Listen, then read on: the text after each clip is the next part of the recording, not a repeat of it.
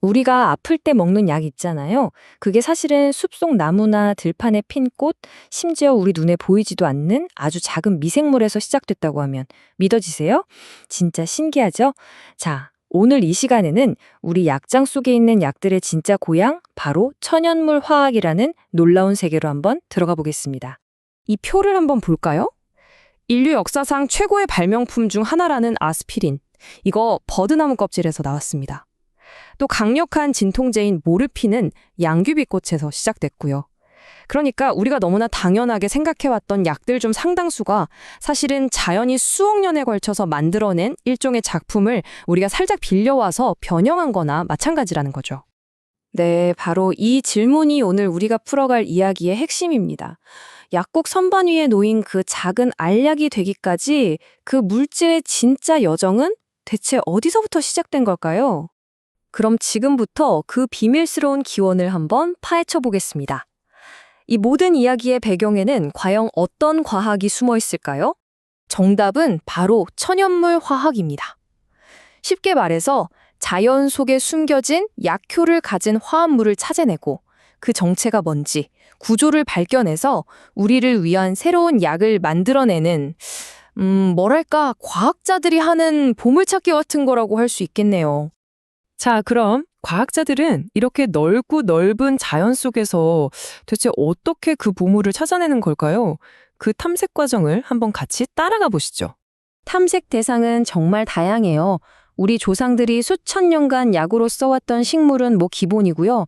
페니실린처럼 의학의 역사를 통째로 바꿔버린 곰팡이 같은 미생물, 그리고 요즘에는 깊은 바닷속에 사는 독특한 생물들까지 샅샅이 뒤지고 있죠. 생각해보세요. 지구 표면의 70%가 바다인데 여긴 아직 우리가 모르는 무한한 가능성이 숨겨진 곳이거든요. 이 과정은 정말 엄청난 끈기가 필요합니다. 먼저 수많은 후보 물질들 중에서 우리가 원하는 효과, 예를 들어 항암 효과 같은 걸 보이는 녀석을 골라내는 스크리닝을 하고요.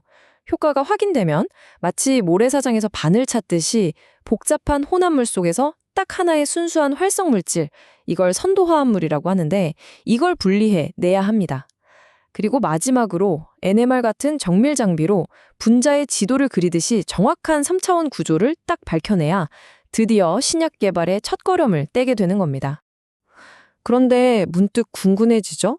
아니, 자연은 대체 어떻게 이렇게 복잡하고 강력한 분자들을 뚝딱 만들어내는 걸까요?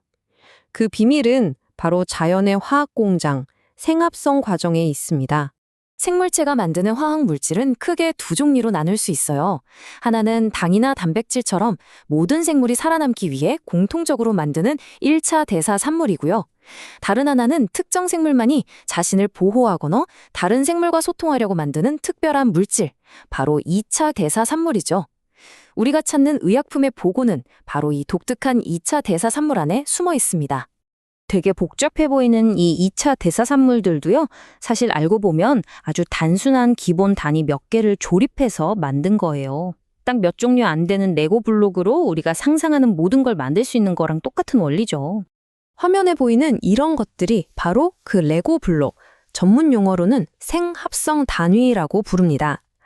당이나 아미노산 같은 아주 기본적인 물질에서 나온 몇 가지 안 되는 이 블록들을 가지고 자연은 정말 창의적인 방식으로 조합해서 수십만 가지가 넘는 천연물을 만들어내는 거죠. 이걸 보면 레고 비유가 더 확 와닿으실 거예요. 강력한 효과로 잘 알려진 코카인의 그 복잡한 구조조차도 알고 보면 방금 전에 봤던 그런 아주 기본적인 블록 몇 개를 조합해서 만든 결과물일 뿐입니다. 자, 그럼 이 레고 블록 개념을 좀 더 구체적으로 이해해 볼까요?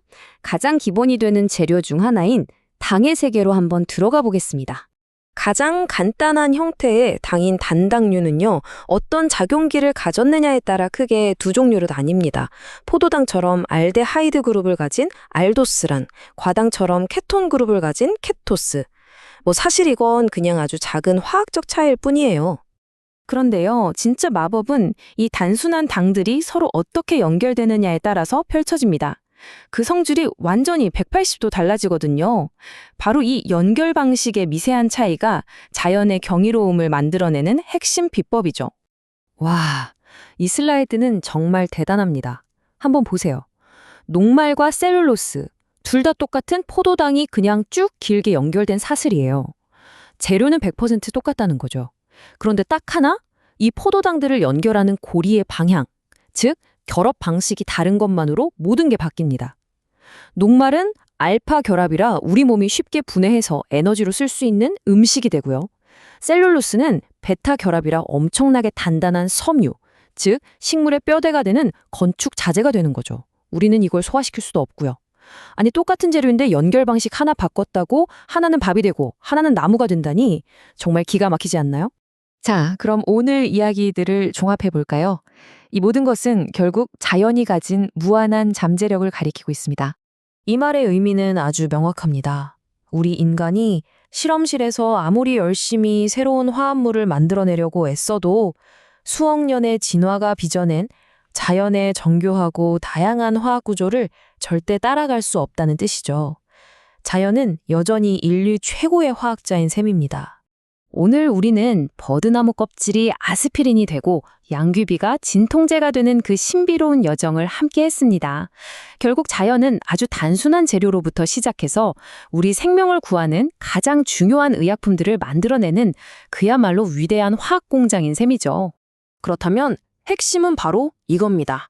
아직 인간의 발길이 닿지 않은 아마존의 깊은 숲속 식물, 저 깊은 바닷속 미생물 안에는 과연 어떤 기적의 신약이 우리를 기다리고 있을까요?